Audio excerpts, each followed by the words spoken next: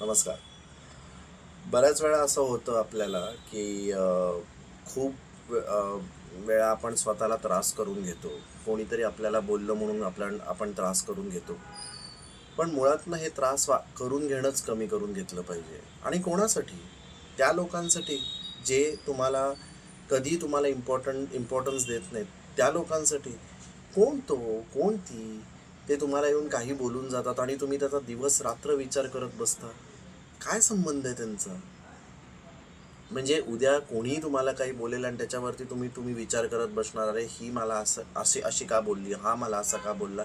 बोलला तर बोलला, काही फरक पडून घेत नाहीत. आपल्याला दोन कान यासाठी दिलेले आहेत, इथून ऐकायचं आणि इथे सोडून द्यायचं. हे बऱ्याच वेळा आपण ऐकतो की एका कानाने ऐक आणि दुसऱ्या कानाने सोडून दे, पण आपण अजिबात तसं करत नाही.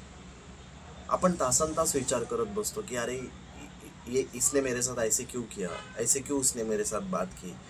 सो ते त्यांचं काम करून गेले, ते बोलून गेले, संपला त्यांचा काम, job they have done it. Now your job starts. What is your job? इथून ऐकायचं, इथून सोडून द्यायचं. आपण इथून ते इथे घेऊन जातो, इथे घेऊन गेल्यानंतर इथून ते इथे लावून घेतो आणि इथे लावून घेतल्यानंतर इथून ते बाहेर निघतं. सो हे ऑल इज कोरिलेटेड.